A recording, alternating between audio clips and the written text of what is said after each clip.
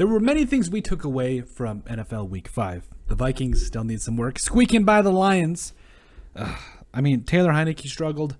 Didn't really struggle, but the Washington football team really. I thought they could have won that game against the Saints. There's a lot of different things we took away from, but the biggest thing that we took away from NFL Week 5 is the fact that, hey, the Buffalo Bills are the team to beat in the NFL. That's right.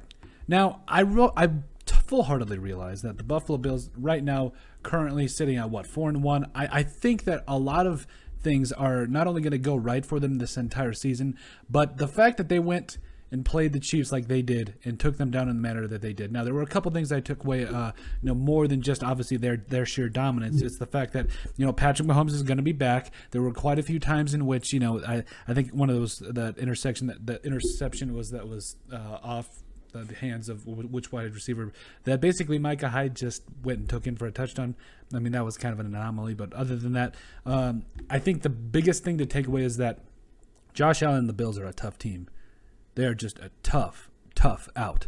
Right now, Josh Allen, 114 of 183, 62% of his passes that are completed, in which he's completing for 1,370 yards, including 12 touchdowns and 2 interceptions. He's taking excellent care of the football, and he's taking shots when he needs to. Devin Singletary's running the ball very efficiently, 55 carries, 284 yards, and a touchdown. Zach Moss definitely did some good things as well. He's got 46 carries for 184 yards and 3 touchdowns. Josh Allen apparently can run the football too. It's almost like we forgot about that. No, we didn't. 35 carries, 188 yards, and 2 touchdowns. So they have a running game. They've got the running game. Stephon Diggs leading the team with 28 catches for 374 yards and a touchdown. Cole Beasley, 26 for 215. No teddies yet. Emmanuel Sanders coming out of a 2-touchdown game against the Chiefs. You love it. 19 catches, 322 yards, and 4 touchdowns. And apparently, Dawson Knox only catches touchdowns a week after I let him off my fantasy team. That's great. That's fantastic. Okay, I guess it is what it is at this point. But right now, Dawson Knox, 18 catches, 261 yards, and 5 touchdowns. Now, I do have to admit that when you first looked at the AFC, you looked at the NFL, it looked as though the Chiefs were going to be the team to beat. But baby, oh no.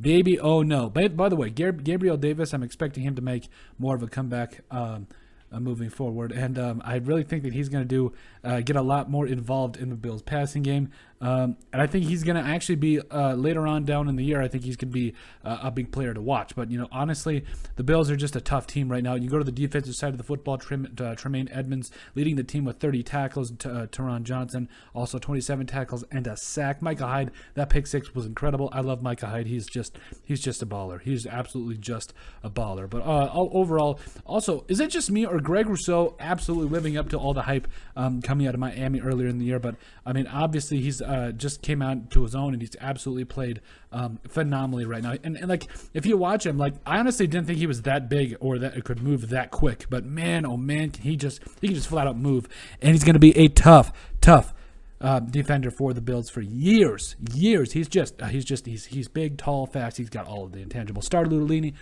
2 sacks on the year.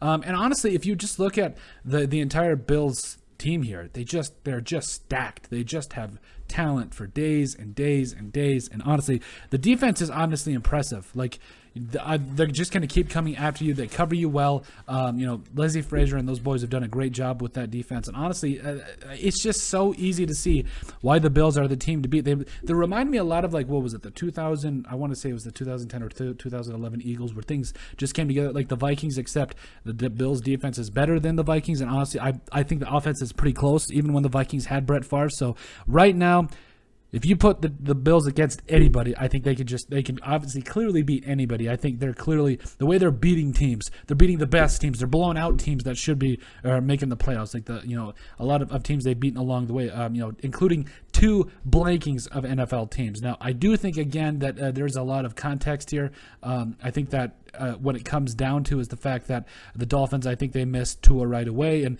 the Texans, it is what it is with the Texans. But at the end of the day, I do think that the Bills are the best team in the AFC. I think they're the best team in the NFL, and I would be remiss if I did not come out again and say, and by the way, that loss to the Steelers, I don't know, man. I don't think that's going to happen again. I really don't think that's going to happen again. But at the end of the day, the Bills are the team to beat in the AFC. But let us know what you guys think. Make sure you guys like, subscribe down below, leave a like and a comment. It helps people find the show. Make sure you guys also check out our website at thesportsbriefpodcast.com. In the description down below, you'll find all of our social media platforms. So give us a like and a follow there. We'd greatly appreciate it. Also, give us a listen and a sub on iTunes. And if you have anything else you would like us to cover, please send us an email at thesportsbp@yahoo.com of what that is, or just leave it in the comment section down below, and we'd be glad to cover it. But let us know what you guys think about the Buffalo Bills being the team to beat in the AFC and the NFL.